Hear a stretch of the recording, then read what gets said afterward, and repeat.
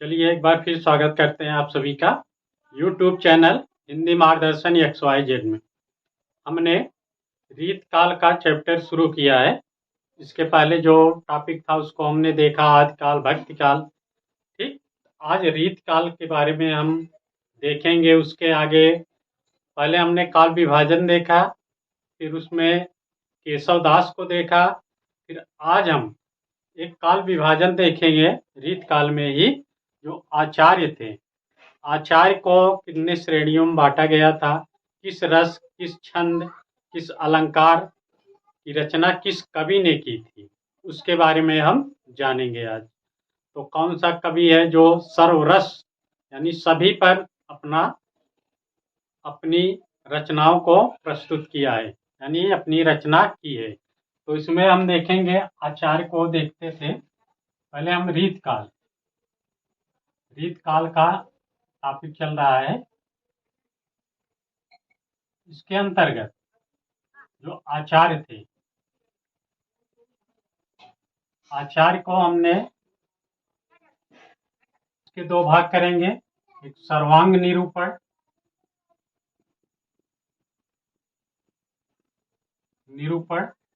जो सभी अंगों का निरूपण किया है। फिर विशिष्टांग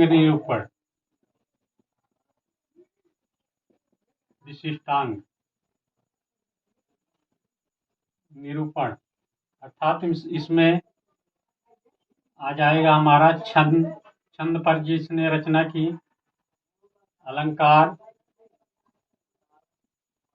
और रस।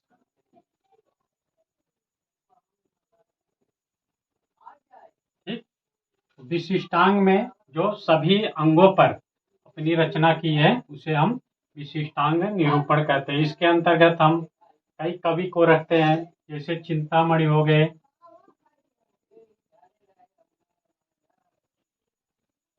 देव, सुरती मिश्र,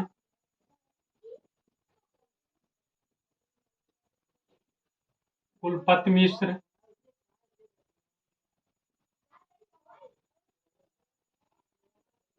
भिखारी दास,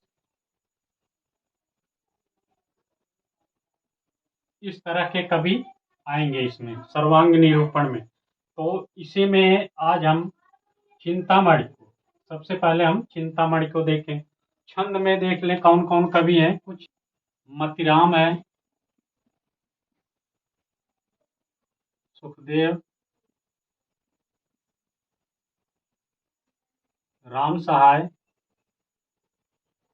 इस तरह के कवि। और अलंकार में पद्माकर, मतिराम,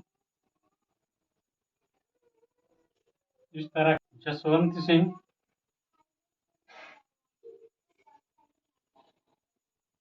बोस, प्रवीण, रसलीन,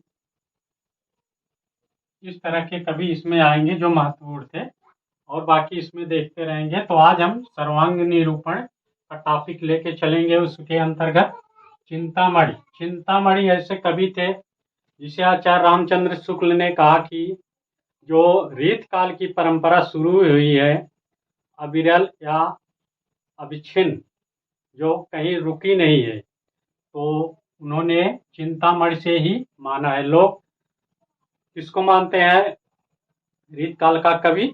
केशव दास को लोग रीत काल का प्रवर्तक या कवि मानते हैं, लेकिन आचार्य रामचंद्र शुक्ल ने जो है चिंतामणि से माना है कि इन्हीं से अविरल अखंडित परंपरा जो चली है तो चिंतामणि से ही है। तो इसी के बारे में आज देखेंगे चिंतामणि के।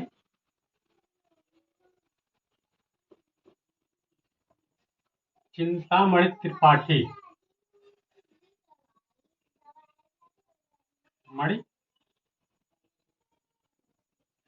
त्रिपाठी,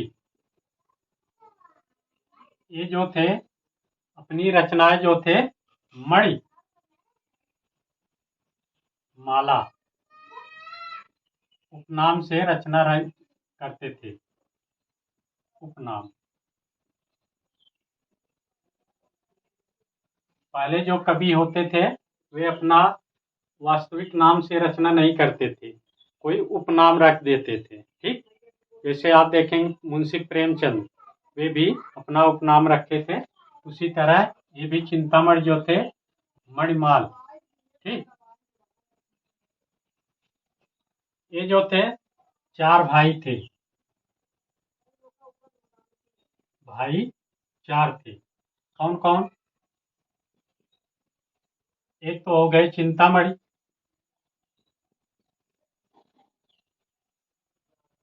और दूसरे मतीराम,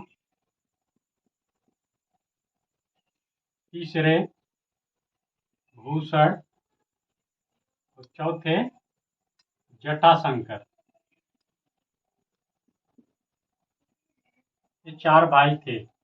ये तीनों तो आप पढ़ेंगे, लेकिन जटाशंकर की रचनाएं उपलब्ध नहीं है, शायद कभी नहीं थे। ठीक, तो 3 इसमें कवि हुए थे, तो उन्हीं में चिंतामणि को हम देख रहे हैं।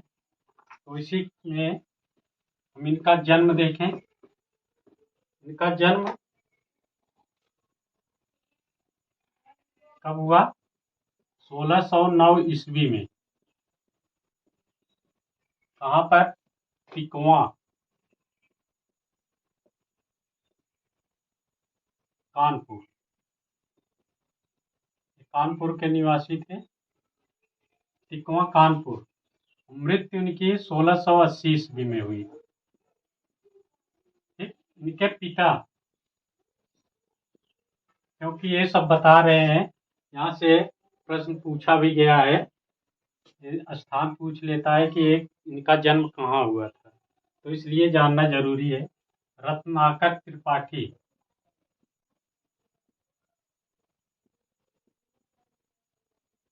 इनके पिता थे। ठीक, कहा जाता है कि चिंतामणि प्रकांड विद्वान थे, किसके? संस्कृत के। संस्कृत के प्रकांड विद्वान थे।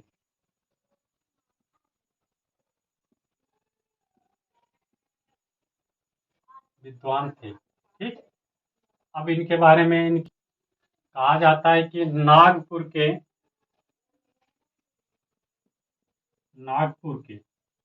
शासक जो थे, भोसला, राजा मकरंद शाह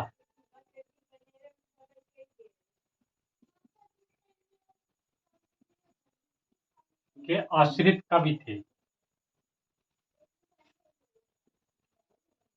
आप देखेंगे रीत काल में जितने भी कवि हुए हैं, वे किसी राजा के आश्रय में जरूर रहे हैं, वहीं से रहकर अपनी रचनाएं की हैं। इसको याद रखिए, वे किसके आश्रय में रहते थे और वे रचनाएं क्या करते थे।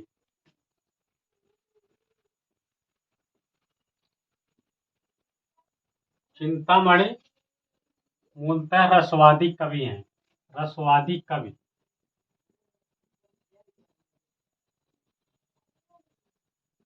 कवि हैं। अब इनकी रचनाएं देख लें, जहां से प्रश्न बनते हैं। तो इनकी रचनाएं मूलतः 5 मानी जाती है आचार्य रामचंद्र शुक्ल के अनुसार। हम देखेंगे 9 रचनाएं थी, जिसमें 5 उपलब्ध है और 4 उपलब्ध नहीं है, अनुपलब्ध है। ठीक, 4 उपलब्ध हैं, किसके अनुसार? आचार्य रामचंद्र शुक्ल के अनुसार इनकी 4 ही रचनाएं हैं जो उपलब्ध हैं, बाकी 4 अनुपलब्ध हैं। लेकिन देखेंगे 9 रचनाएं। तो पहली रचना हम देखें, रस विलास। पहली रचना। दूसरी है छंद विचार पिंगल।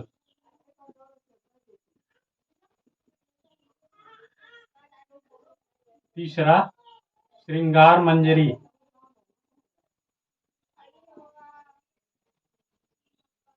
चौथा कविकुल कल्पतरु।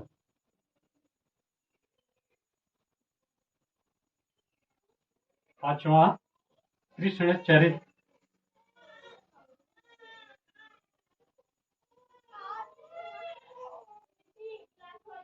ये चार रचनाएं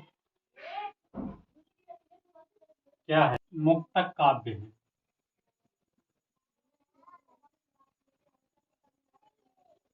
तो कृष्ण चरित्र जो है प्रबंध काव्य।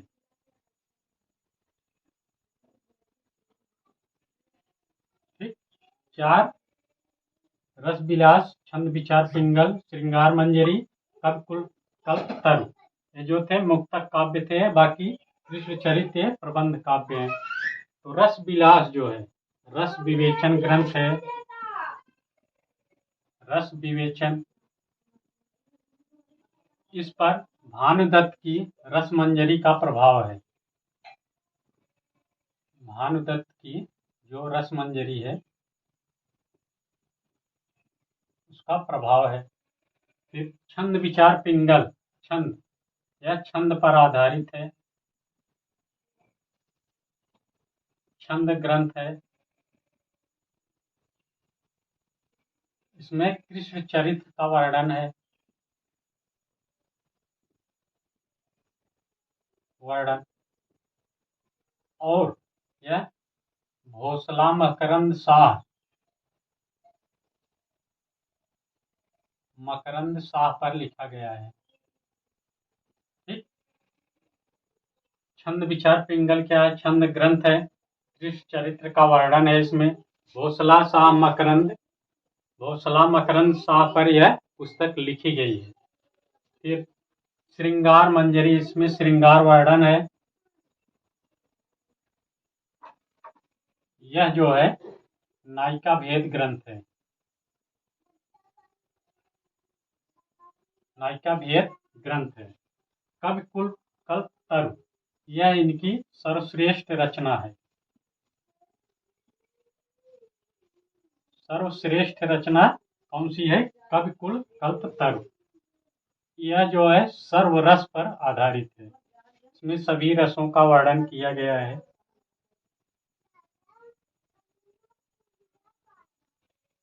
और कृष्ण चरित्र जो है प्रबंध काव्य है। तो हमने रस विलास के बारे में देखा। ठीक। छंद विचार पिंगल, श्रृंगार मंजरी, कविकुल कल्पतरु, कृष्ण चरित्र। कृष्ण चरित्र जो है यह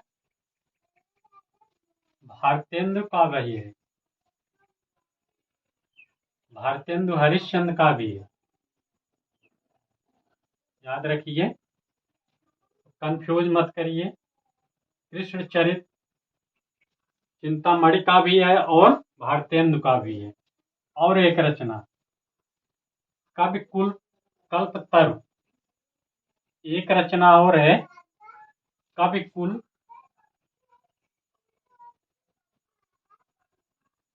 कंठाभरण। यह किसकी रचना है? दूल्ह। यहाँ कंफ्यूज इसलिए बता रहे हैं ताकि आप कंफ्यूज करके गलत न कर दें। कविकुल कल्पतरु ये किसकी है? चिंतामणि। कविकुल कंठाभरण किसकी है? दूल्हे की। ठीक। फिर अब छठवां देखें। ये पांच जो थी उपलब्ध रचनाएं थी। अब जो अनुपलब्ध रचनाएं हैं, छठवां कवित्व विचार,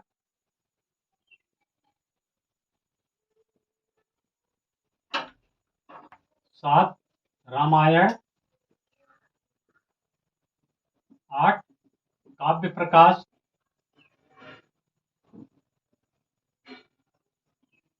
9 काव्य विवेक। ठीक। ये अनुपलब्ध रचनाएं हैं इनकी। तो हमने अभी सभी रचनाओं को देखा। एक रचना और मिलती है रामस्व मेघ।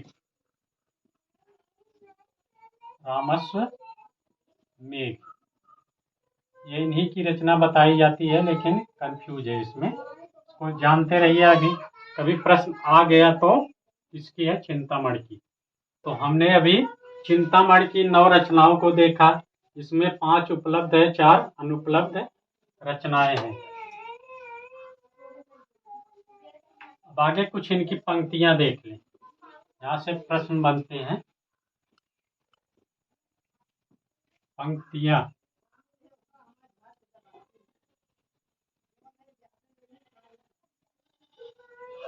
सगुण अलंकारत सहित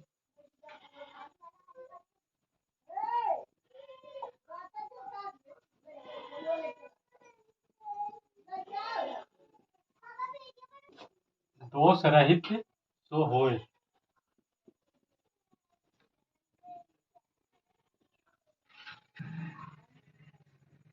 जो होय, सगुण अलंकारन सहित दोष रहित जो होए। शब्द अर्थ 12 कवित,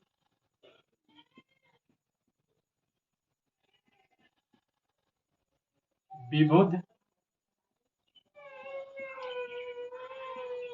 कहत सब होए।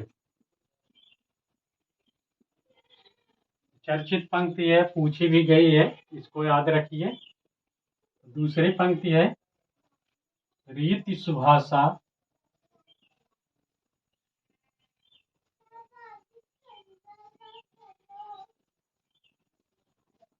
कवित्व की। रीति सुभाषा कवित्व की वर्णत बुद्धि अनुसार।